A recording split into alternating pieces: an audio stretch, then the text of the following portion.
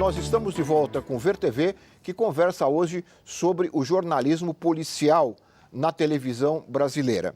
E um caso recente que ganhou notoriedade no país todo, principalmente graças à internet, foi uma matéria apresentada pela afiliada da Rede Bandeirantes em Salvador, quando uma repórter entrevista um jovem preso e acaba fazendo com que a situação se torne bastante difícil do ponto de vista psicológico, emocional, porque ela, sem dúvida alguma, humilha o entrevistado diante das câmeras. Nós temos um trecho dessa matéria que circulou e continua circulando pela internet, mas nós fizemos questão de distorcer a imagem do rosto do entrevistado, coisa que a Bandeirantes não fez, porque segundo a informação ele tem mais de 18 anos, ou tem 18 anos, mas independente da idade, nós fizemos questão de não mostrá-lo outra vez.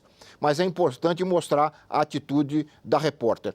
Nós vamos mostrar o trecho dessa entrevista, dessa reportagem apresentada pela Band Bahia, e depois a gente continua aqui a nossa conversa. Vamos ver. Não. É difícil, depois de assistir isso, fazer qualquer comentário. Mas nós não podemos deixar de mostrar até que ponto vai, né, a falta de cuidado com o ser humano, independente do que ele tenha feito. Né? Ali é um ser humano preso sob tutela do Estado e algemado. Há uma súmula recente do STJ dizendo que a algema só se usa em casos extremos. Mas ele está lá, o jovem está lá algemado. Independente do que ele fez, o comportamento da repórter reforça aquilo que você acabou de dizer. Ela termina dizendo isso. Nós vamos para o YouTube. Esse tipo de situação, em casos anteriores, o Judiciário e o Ministério Público já consideraram isto como um dano moral coletivo. Então, isso que aconteceu, aparentemente, é um dano apenas a uma pessoa, a um cidadão, e por sinal bastante jovem, mas hoje, por esse tipo de ressonância, e hoje é o seguinte, o dano moral, ele tem uma cadeia sucessória que é milhões de acessos na internet. Então, já que você falou nisso, na primeira semana, ou nos primeiros dias, já haviam 500 mil acessos. Pois é. Então, assim, são 500 mil acessos, e essa pessoa, quer dizer, a punição que ela está recebendo, independentemente de que ele aparenta que diz, eu estou conformado, eu vou para a cadeia, eu vou responder pelo que eu fiz. Então, é isso que eu estava dizendo, que existe uma espécie de imprensa tribunal sumária, que ele ainda, vai ser...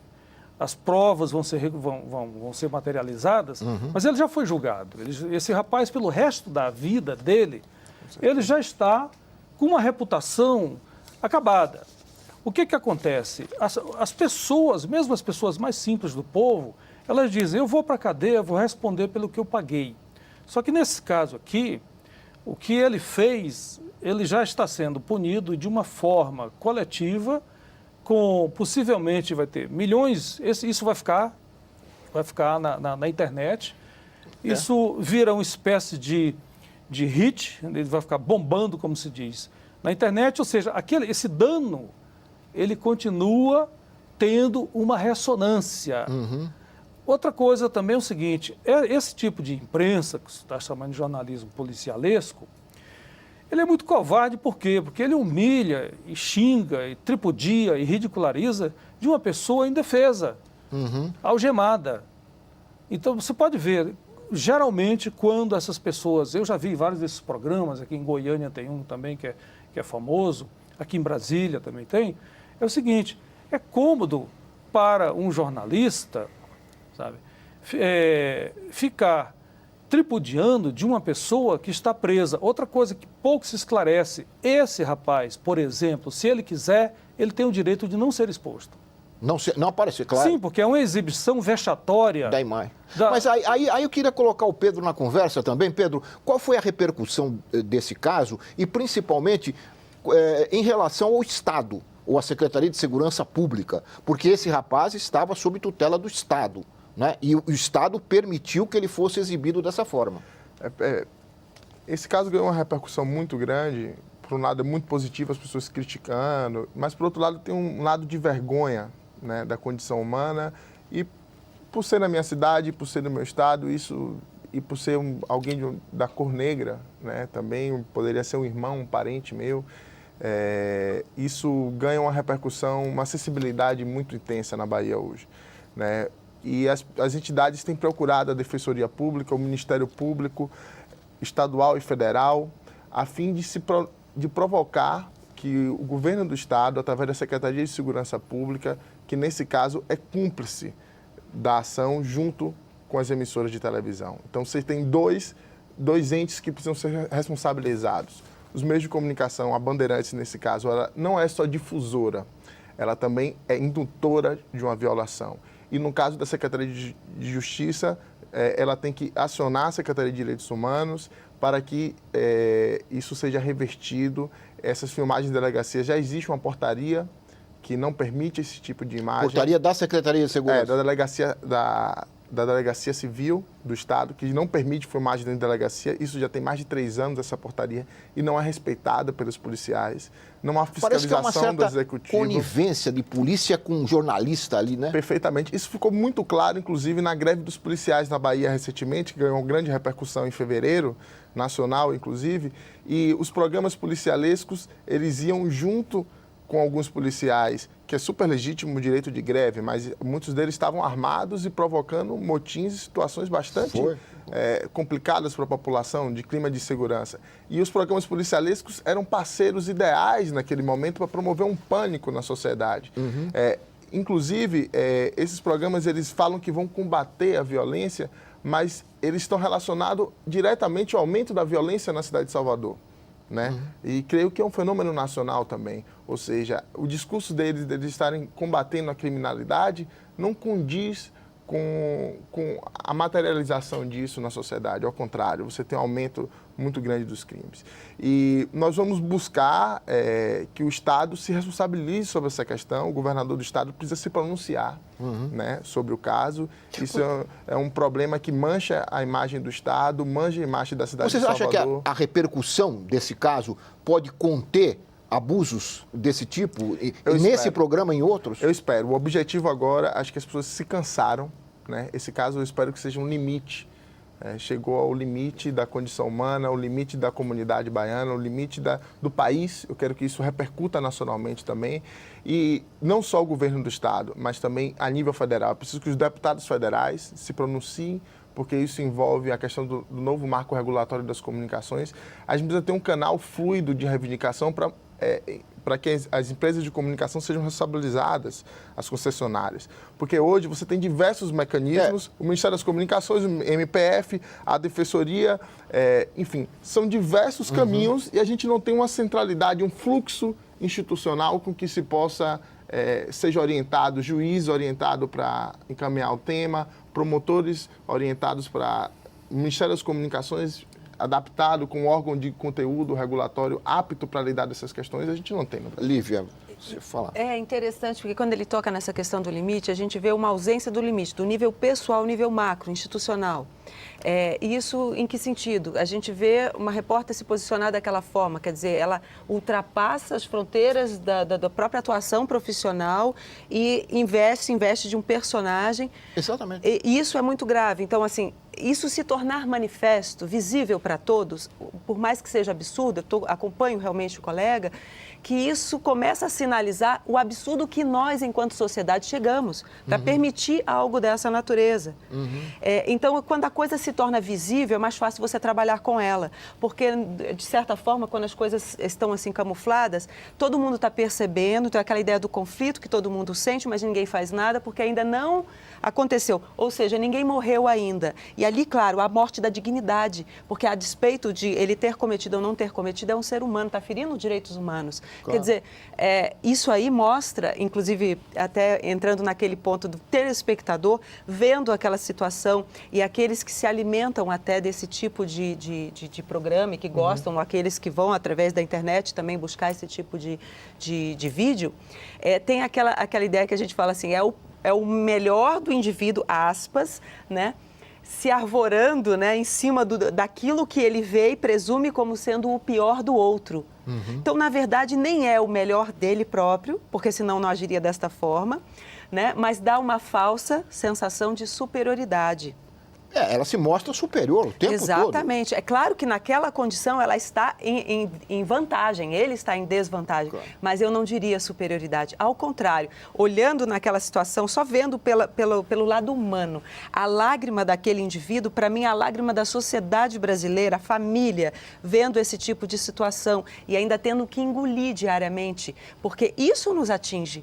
Toda vez que um filho nosso, que cada um de nós vê uma cena de uma pessoa sendo ultrajada ou sendo alvejada, não importa de que forma, isso nos atinge. E nos atinge não é só no sentido psicológico que se fala, né? Que às vezes as pessoas até desvalorizam o lado psicológico, mas atinge também no biológico, porque isso comunica. Isso fala de nós e isso faz com que você sinta aquela ameaça em você. Então, naturalmente, a pessoa, para sobreviver a essa ameaça, ou ela se fecha ou ela passa a ser agressora. Ela passa a gostar, porque quando ela vê aquilo, opa, não sou eu, é o outro, se deu mal, hein? Então, é aquela ideia, aquela satisfação mórbida, inconsciente até. Então, no fundo, se nós formos analisar, todos são vítimas. Essa repórter, olhando no sentido, é vítima. Um dano moral coletivo. Ela também é. Ela também é vítima. Ela não teve consciência, mas ela é vítima. Ela é vítima, exatamente. Até você ver, não é pela... E ela se deu mal, infelizmente. Ela se deu mal. Com toda certeza. Pois é, ela se deu mal. Eu acho que o Pedro começou a falar, quer dizer, toda a carga da responsabilidade acabou indo em cima dela, né? Mas as empresas de comunicação e o Estado precisam ser responsabilizados. Também. E nesses casos, o Ministério Público, num seminário há 2 anos atrás, quase, lá na Bahia, a promotora disse que mais de 80% desses casos que vão para a televisão não tem comprovação dos autos, ou seja, são casos falaciosos. A gente não sabe sequer a fundo se ele cometeu o crime de roubo. E o caso do estupro, pior ainda que ele está sendo acusado. Aliás, eu li o Ministério Público da Bahia, solicitou à polícia o laudo, né, da prisão, para saber exatamente isso que você está acabando de dizer, o que ele fez, em que circunstâncias ele foi preso, né?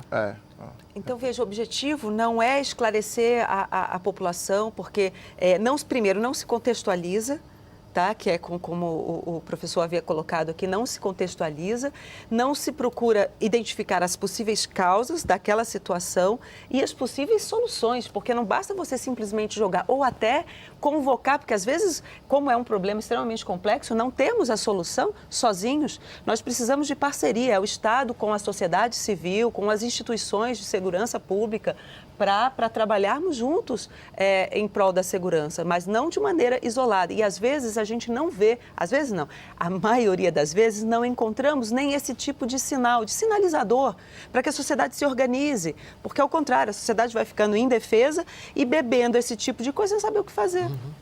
Olha, nós mostramos uma situação bastante antiética e nós fomos perguntar a um jornalista policial de longa trajetória na imprensa brasileira, paulista particularmente, que é o Percival de Souza. Ele mudou, na década de 70, ele mudou a cobertura jornalística, fazendo um jornalismo policial mais sério. Então nós fomos ouvir o Percival de Souza para ele também falar sobre este jornalismo policial que nós estamos vendo agora. Vamos ouvir o Percival.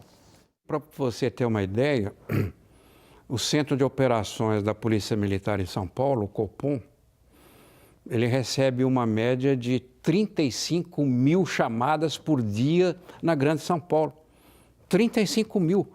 Então, isso o que significa jornalisticamente na prática? Você ser seletivo em relação a assassinatos, a roubos, a furtos. Tem alguns casos que não tem como evitar. O sequestro, desde que não esteja em mandamento, aí eticamente evitamos a cobertura. Mas, enfim, você faz uma seleção, eu não digo rigorosa, né? Mas uma seleção num cenário que às vezes é dantesco. Ele é dantesco. Então, é um exercício diário esse aí. Cobrir, não cobrir, dimensionar o tamanho da matéria, o tempo dessa matéria, pensar no retorno dessa matéria, o significado social dessa matéria. Enfim, essa é um desafio, eu diria. É um desafio que chega a ser um tormento para nós a cada dia. Bom, o jornalismo policial ele lida naturalmente com emoções, lida com mistérios, lida com escândalos, lida com coisas trágicas, administra tragédias. Então, nesse cenário, se você ver o jornalismo policial como um todo, você vê diferenças entre a mídia impressa, a televisão e o rádio. Quer dizer, no caso da televisão, que eu faço diariamente, a ética é um questionamento que você se faz todo dia, praticamente na maioria das matérias. Quer dizer, o meu princípio é o princípio do nosso colega e escritor Gabriel Garcia Marques. A ética deve acompanhar o jornalismo como o zumbido acompanha o besouro. Pois é, eu acho que esse zumbido não acompanhou o besouro no caso lá da Bahia e não acompanha também em vários outros casos. O Percival de Souza, ele faz o noticiário policial num telejornal, não é um programa policialesco. Eu gostaria também de discutir sobre o excesso de polícia nesses telejornais que o Percival faz. Aí não é um problema da forma, mas da quantidade. Por que tanta polícia? Né? Por que tanta polícia? Ele fala, são 35 mil chamadas por dia na polícia de São Paulo. Mas é só isso? Esse é o grande assunto? Esse é o grande único prato da mídia? Eu gostaria que vocês comentassem essa situação logo depois do intervalo. Nós voltamos em seguida com o Ver TV, que conversa hoje sobre o jornalismo policial na televisão. Nós voltamos já.